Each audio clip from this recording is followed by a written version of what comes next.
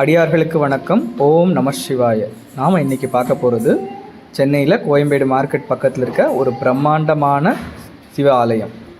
சுமார் 1300 ஆண்டுகளுக்கு பழமையான இந்த கோயில் ராமாயண புராண வரலாற்றோடு தொடர்புடைய கோயில். பித்ருதோஷம், தந்தை மகன் உறவு பிரச்சனைகள், குடும்பத்தில் நிம்மதி இல்லாதவங்கெல்லாம் தரிசிக்க வேண்டிய மிக முக்கியமான கோயில் இந்த குறுங்காலீஸ்வரர் கோயில். ராமாயணத்தில் சீதை வனவாசம் இருக்கும்போது வால்மீகியோட ஆசிரமத்தில் தங்கியிருந்தாங்க. அந்த வால்மீகி ஆசிரமம் இங்கே தான் இருந்துச்சு. ராமர் அஸ்வமேத யாகம் நடத்துறதுக்காக அவரோட குதிரையை பல திசைகள் அனுப்புகிறாரு. அப்படி வந்த குதிரை இங்கே நிற்கிது. அந்த குதிரையை லவனும் குசனும் பிடிச்சி கட்டுறாங்க. கோன்னா அரசன், அயம்னா குதிரை, பேடுனா வேலி. அரசனோட குதிரையை வேலி போட்டு இங்கே லவனும் குசனும் கட்டி வச்சதுனால இந்த இடம் பேர் கோயம்பேடு. தன்னோட அப்பான்னு தெரியாமலேயே ராமரோட லவனும் குசனும் சண்டைக்கு போகிறாங்க. இதனால் லவனுக்கும் குசனுக்கும் பித்ருதோஷம் பிடிக்குது. இதற்கு தீர்வாக நம்ம வால்மீகி கூறுவது என்னென்னா, ஒரு சிவலிங்கம் அமைச்சு அதை வழிபடுங்க, உங்களுக்கு இந்த தோஷம் நீங்கும்னு சொல்கிறாரு. லவனும் குசவனும் சின்ன பசங்கிறனால ரொம்ப குட்டி லிங்கத்தை உருவாக்குறாங்க. குறுகிய லிங்கம், அதனால் குறுங்காலீஸ்வரர் அப்படின்னு இவருக்கு பேர் வந்துச்சு. லவனும் குசனும் வழிபட்டனால அவருக்கு குசலவபுரீஸ்வரர்னு ஒரு பேர் இருக்கு.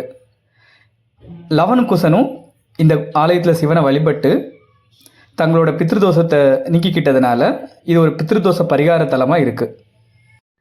இந்த கோயிலோட தலவிருஷம் பார்த்தீங்கன்னா பலாமரம். இதுதான் அந்த தலவிருஷம். பார்க்கலாம். கோயிலுக்கு சிவன் சன்னதிக்கு பின்னாடி இருக்குது இந்த தலவிருஷம். இங்கே பலா காய்கள் நல்லா காய்ச்சிக்கரை இருக்குது. இங்கே சிவபெருமான் வடக்கு நோக்கி இருக்கிறார். எல்லா ஆலயத்துலையும் கிழக்கு நோக்கி இருப்பார், ஆனால் இங்கே வடக்கு நோக்கி இருக்கிறார். அதனால் இது ஒரு மோட்சத்தலமாக விளங்குது.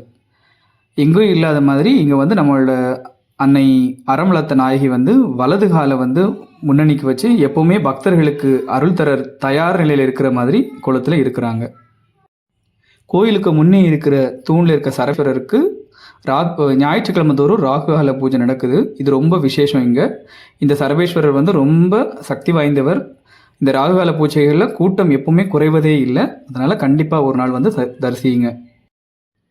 ஆருத்ரா தரிசனம், மார்கழி மாத திருப்பள்ளி எழுச்சி பூஜை, தினமும் இரவு நடைபெறும் பள்ளியறை பூஜைகள், மகா சிவராத்திரி போன்ற சிவன் விசேஷமான பூஜைகள் எல்லாமே இங்கே சிறப்பாக நடைபெறும்.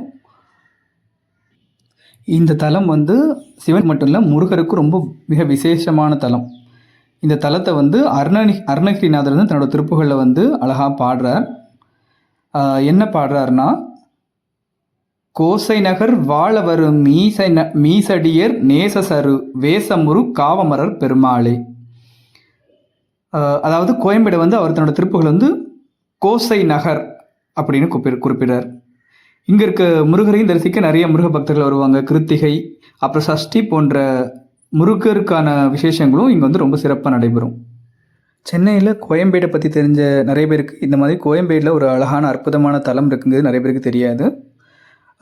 கண்டிப்பாக நீங்களும் ஒரு நாள் இந்த ஆலயத்தில் உள்ள இறைவனை தரிசித்து அவனோட அருளை பெறுங்க. இந்த மாதிரி மேலும் பல ஆன்மீக தகவல்களுக்கு, ஆலய தரிசனங்களுக்கு நம்ம சேனலை சப்ஸ்கிரைப் பண்ணுங்கள். இந்த வீடியோ உங்களுக்கு பிடிச்சிருந்தா லைக் பண்ணுங்கள். மறக்காமல் உங்கள் நண்பர்களோட பகிருங்க. ஓம் நமச்சிவாய. திருச்சிற்றம்பலம், தில்லையம்பலம். ஓம் நம சிவாய.